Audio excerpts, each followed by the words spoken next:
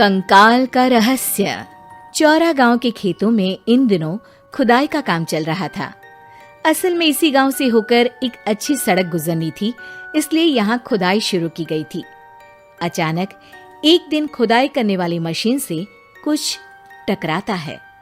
जल्दी वहां से हटो। बाद में जब खोजबीन की जाती है तो वहां से 2 कंकाल मिलते हैं। पुलिस गांव के लोगों से पूछताछ शुरू करती है। आप लोगों को क्या लगता है ये किसके कंकाल हो सकते हैं?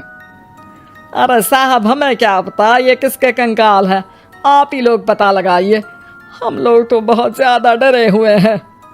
हाँ, हमारी फॉरेंसिक टीम अभी आ रही है। कुछ समझे दया? हाँ सर, इसका मतलब है इसका मतलब है ये बताओ कि इस गांव के रहने वाला कोई जोड़ा गायब तो नहीं ना?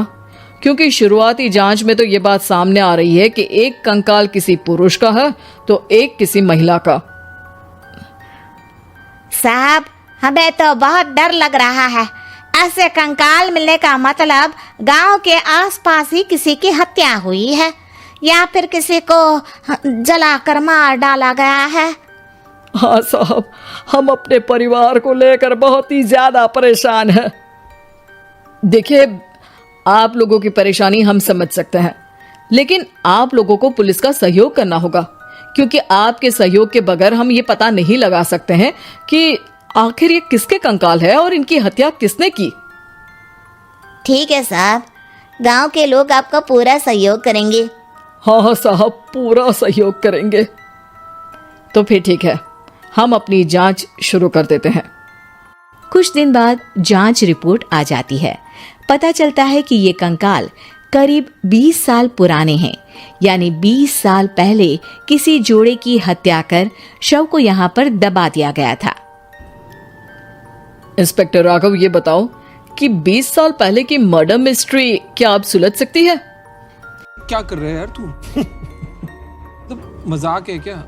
हाँ सर, क्यों नहीं, लेकिन अब सबूत और गवाह काफी मिट गए होंगे। मुश्किल तो होगी, लेकिन शायद किसी परिवार को इंसाफ मिल सके। इंस्पेक्टर राघव, आप बिल्कुल सही कह रहे हैं।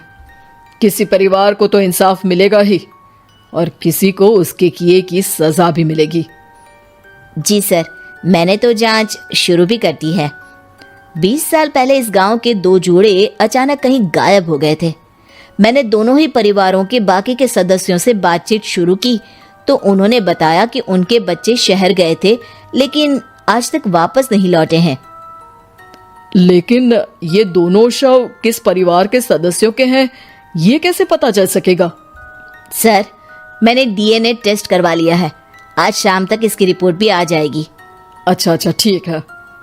उसी शाम को सर, डीएनए रिपोर्ट के मुताबिक ये दोनों ही लाशें चौरा गांव के रहने वाले प्रधान सुल्तान सिंह के बेटे और बहू की है। लेकिन इनकी हत्याएं किसने की है, ये कैसे पता लगेगा? इसी का तो पता लगाने की कोशिश में जुटा हूं सर। आज सुल्तान सिंह से मिलने भी जा रहा हूं।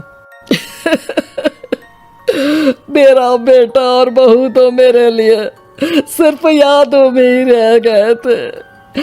हमें उनकी लाशें तक नहीं मिल सकी थी। आज 20 साल बाद उनके कंकाल मिले हैं। मैं अब किसके लिए जीऊं?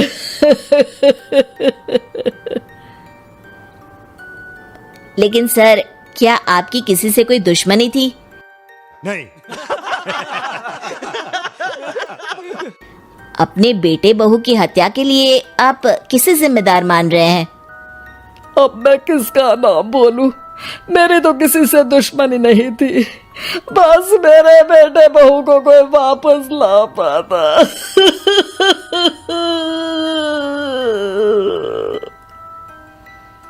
इसके बाद सुल्तान सिंह फूट फूट कर रोना शुरू कर देते हैं। सर, अब आप इनका अंतिम संस्कार करवा सकते हैं। कम से कम इनका शरीर ना सही, इनका कंकाल तो आपको मिला है। लेकिन हाँ, अगर आपको कुछ भी याद आए तो जरूर बताइएगा। मेरी तो बेटा अब उम्र हो गई है, लेकिन मेरे बेटे और बहू के हत्यारों का जरूर पता लगाइएगा। क्योंकि जब तक हत्यारे पकड़े नहीं जाएंगे मेरा मन नहीं मानेगा। सर, हमारी पूरी कोशिश रहेगी हत्यारे को पकड़ने की।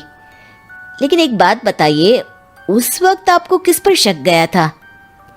उस वक्त मेरे एक ड्राइवर को पकड़ा गया था, लेकिन सबूतों के अभाव में उसे छोड़ दिया गया था। अच्छा, और ड्राइवर पर कैसे शक हुआ था? क्योंकि उस दिन ड्राइवर छुट्टी पर था। उस समय लेकिन लाश क्यों नहीं मिल सकी थी? उस वक्त पुलिस ने बहुत कोशिश की थी, लेकिन दोनों की डेड बॉडी नहीं मिल सकी थी। ठीक है, हमारी तफ्तीश चल रही है, मैं फिर आऊंगा। इसके बाद इंस्पेक्टर वहां से चला जाता है और सुल्तान सिंह अपने बेटे और बहू की याद में खो जाते हैं। कुछ दिन बाद सुल्तान सर, एक बात बताइए, जब आपके बेटे बहू की हत्या हुई थी, उसी के आसपास आपके ही गांव का रहने वाला एक और जोड़ा उसी वक्त गायब हो गया था ना? हाँ सर, अलका और अभिषेक, वो भी मेरे बच्चों जैसे ही थे। तो फिर वो कहाँ है? उनका भी आज तक पता नहीं चल सका, लेकिन बताते हैं कि कुछ साल पहले अभिषेक को गांव के ही किसी आदमी ने मुंबई में देखा था, लेकिन फिर वो गायब हो गया। यानी अभिषेक और अलका की हत्या नहीं हुई थी, बल्कि उन्होंने किसी वजह से खुद ही गांव छोड़ दिया था। हाँ, हो सकता है, क्योंकि अभिषेक मेरे बेटे संतोष का अच्छा दोस्त था और उसका मेरे घर भी आना जाना लगा रहता था। हो सकता है कि उसने मेरे बेटे और बहू के बारे में सुन लिया हो और ये गांव छोड़ दिया हो सकता है। उनके परिवार का कोई अब नहीं रहता क्या इस गांव में? अब तो कोई नहीं रहता। एक चाचा थे, लेकिन उन्होंने भी अपना पुश्तैनी मकान बेच दिया है। वो भी अब कहीं शहर में ही बस गए हैं। ओह, अभिषेक और अलका के बारे में भी पता लगाना होगा। हो सकता है कि वही इस हत्या के बारे में कुछ बता सके। हो तो सकता है, लेकिन वो बेचारे तो खुद ही वक्त के मारे थे, वो क्या बताएंगे। अरे कहना क्या चाहते हो? फिर भी सर, जब केस दोबारा खुला है तो जांच तो करनी ही पड़ेगी, और इस बार तो लाशें भी बरामद हुई है। कुछ दिन तक लगातार तफ्तीश चलती रही। एक दिन थाने से सुल्तान सिंह को फोन आता है। हाँ, कौन बोल रहा है? सर, मैं कांस्टेबल तुलाराम बोल रहा हूँ थाने से। आपको थाने आना पड़ेगा। थाने? लेकिन क्यों? सर, किसी की पहचान करवानी है। अच्छा ठीक है, मैं दोपहर तक पहुंचता हूँ। सुल्तान सिंह दोपहर में थाने पहुंचता है। कई पुलिस के अधिकारी वहां मौजूद रहते हैं। सर, आपके बेटे की हत्या का रहस्य आज शायद सुलझ जाए। अच्छा इंस्पेक्टर राघव, पर वो कैसे? सर, उस आदमी को देखिए, क्या वही अभिषेक है?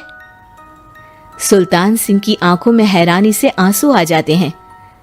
हाँ सर, यही अभिषेक है। ये आपको कहाँ से मिला? सिर्फ अभिषेक ही नहीं, बल्कि इसकी पत्नी अलका भी इसके साथ है। मैडम, जरा अभिषेक की पत्नी को लाइए। जैसे ही अलका को पेश किया जाता है, सुल्तान सिंह जमीन पर गिर जाते हैं। सुल्तान सर, क्या हुआ आपको? आप अलका को देखकर गिर क्यों गए? सुल्तान सिंह सर पकड़कर बैठ जाते हैं। ये अलका नहीं, बल्कि ये तो मेरी बहू रितु है। कौन है ये लोग? कहां से आते हैं ये? पूरा थाना एक दूसरे का मुंह देखने लगता है। क्या?